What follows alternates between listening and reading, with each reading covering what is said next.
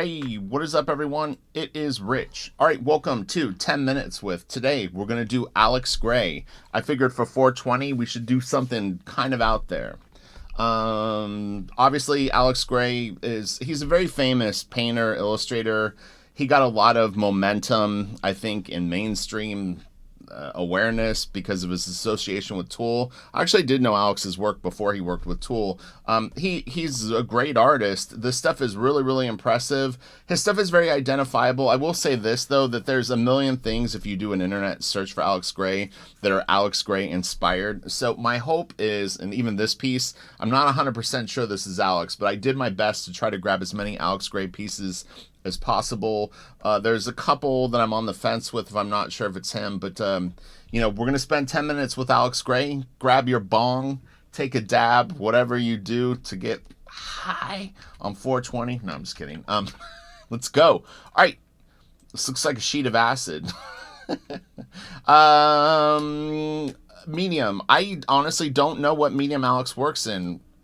If I was going to guess, I would say that it could be acrylics, but it very well could be oils. These pieces are big. I've got some beautiful photos of him actually working on paintings, and I think when you see the size of them, it really comes home how impressive these works are. These are very, very detailed. He's very into a lot of like meditative and transcendental. Look, there's going to be people that might find this video that are Tool fans or that are way, way more well-read than I am on this stuff, but I just sort of ride it like a wave. Here's him painting. This isn't even one of the big ones. What do you see what we've got going on here? He seems like a really, really genuinely cool dude, though. Again, he's been in the art game for a long time, and he's carved out a really, really identifiable and just incredible thing that he does. If you want Alex Gray, you're going to go to him. The first book, so I got a book of his work. It was Distant Mirrors, way back. It was a gift. It was the first time that I think I had seen his work. I think I had seen the book, but someone got it for me as a gift because they knew that I did art. So anyway, but yeah, very, very cool. Man, that is awesome. All right, let's continue. We only have how long? 10 minutes. I think I have a better scan of this. This was the first one I pulled of this, so we'll move through this pretty fast. It's interesting too. The split down the middle, I'm not 100% sure if this was a gatefold for an album that maybe I just don't have on vinyl or something like that, or I don't even know. It may even be a Tool gatefold. I mean, I have a couple of the Tool albums on vinyl.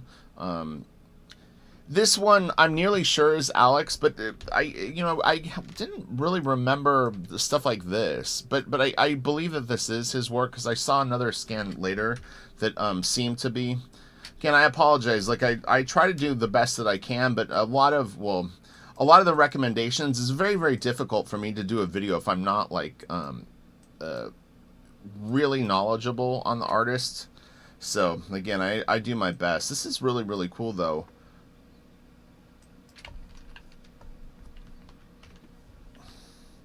I have a piece that I did, a pen and ink piece that was for X-Files that I did kind of a nod to both Alex Gray and H.R. Giger in it. It's rare that I would do something that was that obvious of a nod to other artists, but it was one of the rare times that I actually kind of gave myself the green light to do it. You can find it on my Instagram if you want to check it out. It's a really badass piece. I spent probably 100 hours on it, something like that. It's very, very detailed.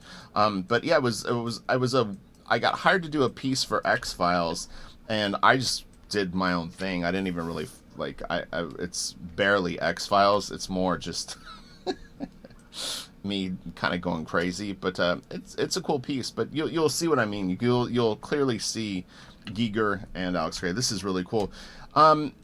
There's a few different versions of this, or like pieces that are similar. I don't remember if I had seen this one with the symbols on it. I feel like that there was another version I've seen that's a little different, but it's really cool. I actually I have the glasses and one of the Tool CDs where you can go through and look at all this stuff and really kind of have a fun. Look at this. See, this is what I'm talking about. Like, check this out. How badass this is. He triplicates himself when he works. Look at this big bowl right here. I don't even know what that is. He's got some fancy bowls. So this is kind of interesting. Seeing this reminded me of something. So like this is a little bit of bragging, but I became friends with a guy named Cyril Helmwin. His father is Gottfried Helmwin, really, really famous German painter, like really, really fucking famous. And I actually got to go, they live in a castle in Ireland, but I was able to go and actually see his studio up in LA and meet Gottfried.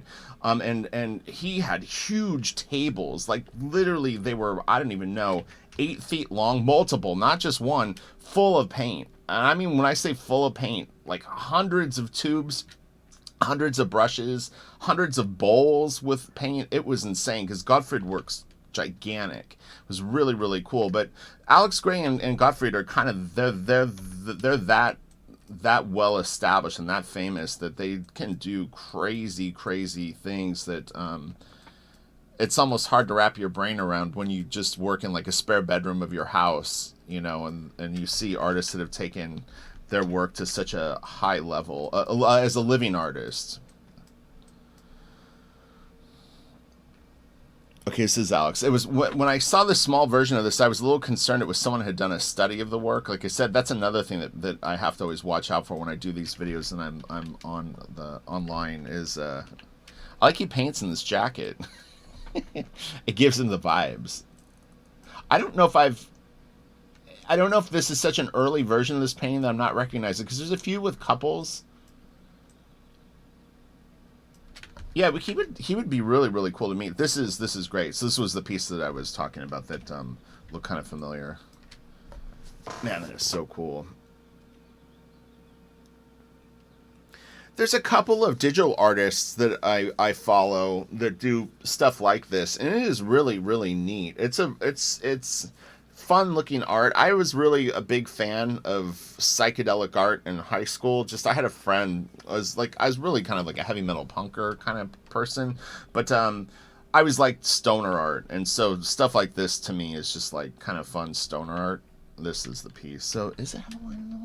It's really interesting. I don't know. Maybe he just used 2 huge canvases. I'm not really sure what the circumstances were that he has lined down the middle. Now maybe something that's just a stylistic choice that he made on this. This is a wild piece, though. Man, is it crazy.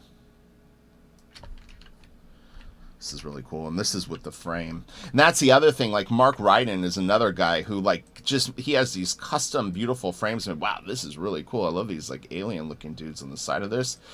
So Alex built a museum, or they're in the process of building. I'm not 100% sure if it's finished, but it looks really, really cool. So I'll have a link to Alex's social media, and you can check out this beautiful, beautiful like temple thing that they built or are in the process of building. It's really incredible. I've kind of lost track of his work the last couple of years. I've been so busy. So the last 2 or 3 years, I've been kind of in a void, like a work cycle. He does have a lot of merch, too, which I think is good, you know. I could see people getting into this. Almost looks like he's teaching a class, but these could be his kids.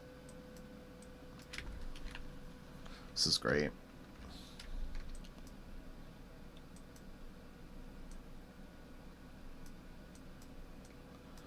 So hopefully this is a fun 420 event. Okay, yeah, now this I believe is Alex. The medium looks like his type of paint that he uses, but I was a little worried that this might not be. The other thing too is because of his association with Tool, there's a million frickin' bot sites that grab his stuff and do weird stuff to it. Like it was really, really difficult to find scans of it that weren't like.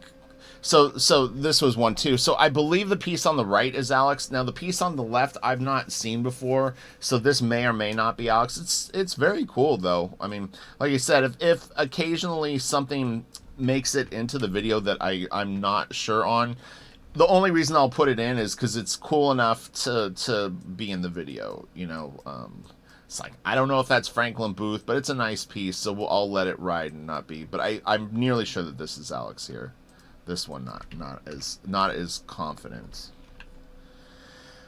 This is really cool. This one does have Alex's signature on it.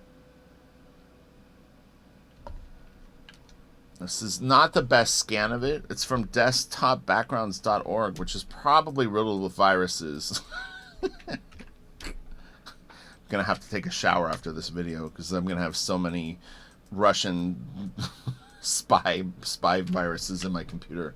This is cool. It was funny is that the first version I found of this was a nice big scan, but it was a sheet of acid.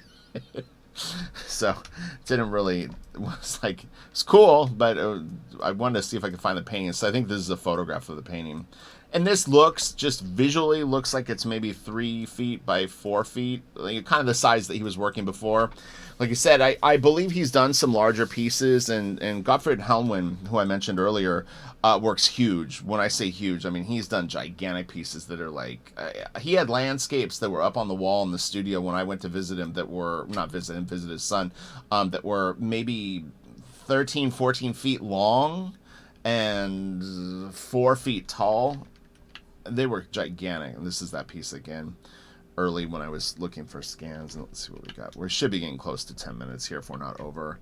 So, all right, I'm going to get ready to wrap this up. You guys have a great day. Lots of really, really awesome recommendations. Again, I have slight trepidations when I go into someone's work and I really know literally nothing about them. Like, I don't even know where they're from. I've never seen a book of their work and stuff like that. I'll still go for it and do them. So it doesn't pull them off the table, to be clear.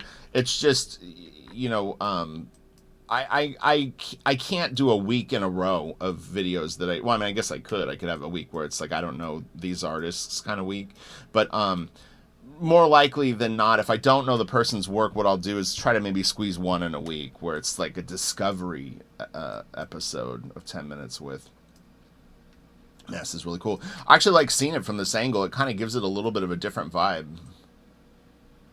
You almost feel like you can go back in the painting a little bit further. Oh, look at this. This is so awesome. I love painting. I mean, I love photos like this. Look at that. Man, that is so kick-ass. This dude's a rock star. Man, that is so cool. You know, it's interesting, too, because I thought about this a long time ago when I saw his work. It would actually be really, really challenging on your eyes to sit in front of something like this. Like, it must really wreak havoc on his optical things, because patterns like that, man, it'll make you cross-eyed. And I like sitting that close to a painting of that magnitude of detail, then repetitive patterns and stuff like that, it would really, yeah, that was the last one. That was a good one to end on. All right, you guys have a great day. Again, I can't thank you all enough for just following my channel. I mean, look, we can throw a long ball here, and if we get this to 200 likes, I can reach out to Alex. He doesn't know me from Adam. But I could write him a very nice email and just say, hey, you know, would you ever be interested in coming on, even for 15 minutes, talk about your art a little bit, and who knows? So if you get it to 200 likes, I mean, I'll give it a shot. It's interesting reaching out to people that I don't know, like doing it. But it looks like the Jerome Pena video is going to get there, and then again, Andy Braz got there too. So you know. It's weird because you feel like you're setting yourself up for what would you call it, like rejection. So you guys throw me in the lion's den. I'll do the dirty work for us, and hopefully we can get some of these people to come on. You never know. That's the thing. You don't know until you ask. He might go, yeah, that would be cool. You know, I liked comic books as a kid. We can talk a little bit about that and how I got into the art that I did. You know, you just never know. All you can do is ask and be a nice person. And that's why, honestly, you know, with all the culture war stuff going on, it's challenging for me because I know so many people. The best move that I can do is to just be a gentleman and talk to people, not try to divide people. So that's how I roll. All right, I'll talk to you guys later. Have a great day. Bye.